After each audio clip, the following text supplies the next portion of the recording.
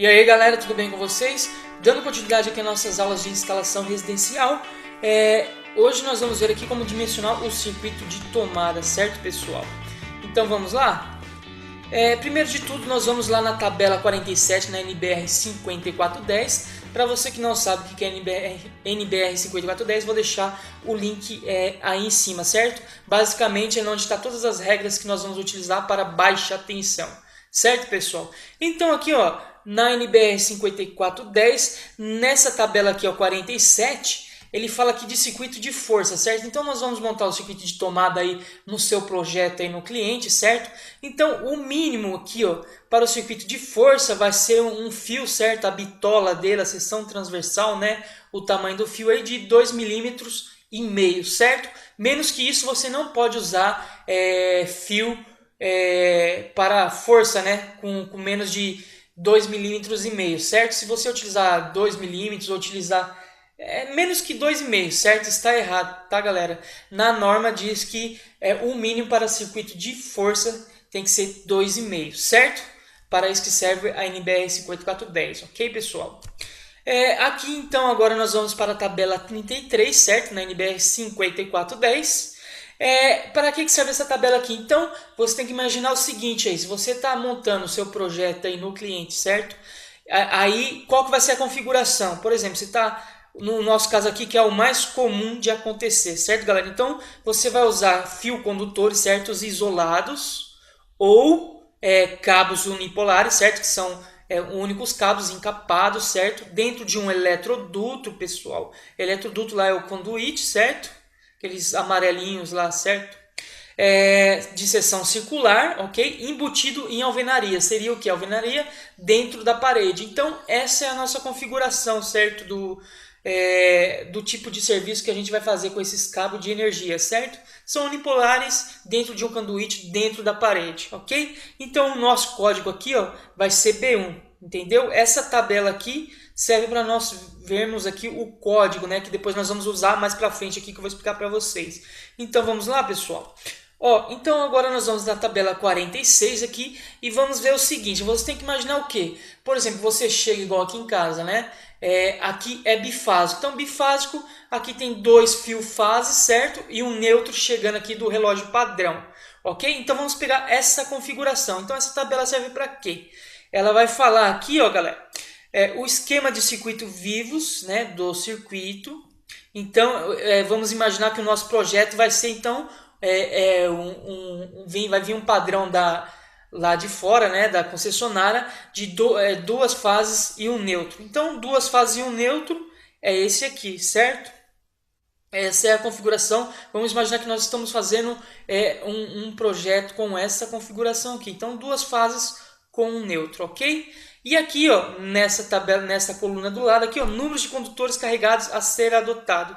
Então, deixa eu selecionar aqui, tá vendo? Então aqui, ó, desse lado, vamos pegar aqui, ó, 2 fases com neutro. Então ele considera que que os 3 condutores aqui são carregados, certo, pessoal? Então, por exemplo, se você fosse fazer uma instalação numa outra casa, se ela fosse monofásica, a 3 condutores, tá vendo aqui, ó? Estou selecionando para vocês. Então seria 2 condutores carregados. Então depende aí do que você vai fazer, certo? Depende do seu projeto aí, da casa ou do local onde você está instalando. Então, no nosso caso aqui vai ser 3 condutores, certo? Carregados, certo? Que nós vamos pressupor que são 2 fases com neutro, ok? Agora aqui, pessoal, nessa tabela 37 aqui na NBR 5410, ela serve para a gente ver a capacidade de condução de cada fio condutor, certo? Em amperes, certo? A grandeza aqui da corrente elétrica é dada em amperes. Ok, pessoal? Então vamos pôr em prática tudo que nós vimos anteriormente nos slides, certo? Então vamos lá. Nós vimos que o nosso código aqui, certo? É o B1, entendeu? Aquele código que nós tínhamos visto lá, que é o eletroduto na parede, certo? Cabos unipolares. Então nós vimos que o nosso código lá era o B1, ok? Então nós já vamos prestar atenção nessa coluna aqui, ó, B1. Se fosse o código B2, ia ser nessa coluna aqui. Se fosse o C, e assim por diante, certo? Então nosso código é o B1, ok? Vimos lá que o número de condutores carregados, certo?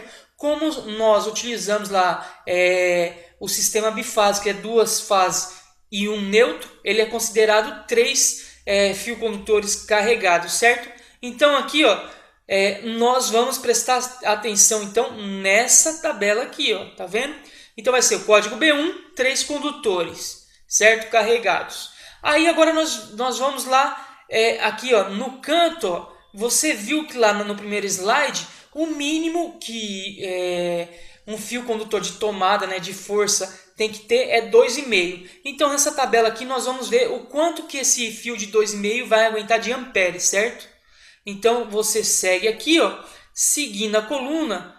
Então se eu usar um fio condutor de 2,5, ele vai aguentar 28 amperes, tá vendo aqui, galera? Então você tem que olhar nessa coluna aqui, certo? Se fosse, ó, se no caso lá a gente fosse olhar lá e fosse 2 fios carregados só, então nós íamos ter que olhar nessa coluna aqui, tá vendo? Que eu tô colocando aqui, tá essa marcação amarela aqui, né? Então seria nessa coluna, mas como no caso o nosso código é B1 e 3 fios carregados, vamos olhar nessa coluna aqui. Então você viu aqui, ó, um cabo de 2,5, certo? Um cabo de 2 milímetros e meios, ele vai aguentar 28 amperes, certo? No caso aqui de 3 condutores carregados, certo? Galera, dando continuidade aqui, continuando na NBR 5410, no tópico lá 9.5.3.1, todo ponto de utilização previsto para alimentar de modo exclusivo ou virtualmente dedicado, equipamento concorrente nominal superior a 10 amperes, certo? Deve constituir um circuito independente. O que isso quer dizer, pessoal? Dando um exemplo clássico aqui do chuveiro. Imagine aqui o chuveiro, certo? Ele tem uma corrente nominal aí mais de 10 amperes, certo? Ele consome mais de 10 amperes. Normalmente vem especificado nele, mas nós podemos achar também a corrente na fórmula de potência, que nós podemos ver isso mais para frente, certo, pessoal? Então imagine aí, ó, temos o chuveiro aqui, certo? Você viu lá que ele tem mais de 10 amperes de corrente. Então nós vamos ter que constituir um circuito só para ele, certo? Um circuito independente. É isso que quer dizer essa divisão de instalação aqui.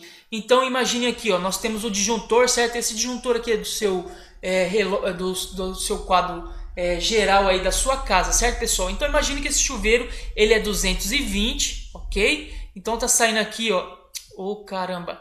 Então tá saindo aqui, ó, um fio condutor aqui, ó, certo, carregado aqui, ó, de 110, vai aqui no chuveiro, certo? E aqui tá saindo um outro fio aqui, certo, galera? 110. E também tem um fio saindo lá do relógio padrão lá, que é o terra, certo, pessoal? Mas foca, imagina que isso daqui é o terra, ok? Vou encaixar ele aqui em qualquer lugar. Então tá vindo aqui, ó, 2 fios carregados aqui do disjuntor, certo? 2 fases e tá indo o terra lá no chuveiro, ok? Então é isso daqui, pessoal. Quando fala um circuito independente, nossa, tá meio tosco aqui, mas beleza, pessoal. Então o circuito independente é isso. Passou de 10 amperes, é um fio. Imagine um fio indo para aquele determinado equipamento, certo? Exclusivo para aquele equipamento. Eu não posso ter um outro fio, uma tomada conectada aqui, ou uma luz, sei lá, qualquer outro tipo de equipamento aqui nesse circuito, galera. Tem que ser um circuito exclusivo só para esse equipamento. Então passou de 10 amperes, você vai constituir um circuito só para ele, com disjuntor, certo? E com fio só para aquele tipo de equipamento. Isso pode ser para máquina pesada, certo, pessoal? Pode ser para micro-ondas. Passou de 10 amperes, tem que fazer esse esquema aqui, tá vendo aí, galera? Bem tosco aí, mas eu acho que vocês entenderam. Não é assim que representa, depois a gente fala, a gente faz aula, né? Só de representação, de padrão de cor, né? De ler um esquema elétrico, ok, pessoal? Isso é um circuito independente. Agora, um circuito dependente seria o quê? Vamos imaginar aqui, ó, pessoal, aqui, ó, 2 tomadas, 3, imagina que isso daqui é uma tomada, né? Tá vendo aqui os fios condutores aqui, certo? Aí imagine aqui, ó, isso daqui é um disjuntor, certo? E tá indo, por exemplo, aqui, ó, uma fase só para essa tomada, que essas tomadas são 110, certo? Então imagine que tá vindo um fio aqui, tá indo vai ter um barramento de neutro aqui que vai para essa tomada, certo? Enfim, aí sim, mas aqui, aí sim o que? por exemplo, essas tomadas aqui, a gente juntando, né?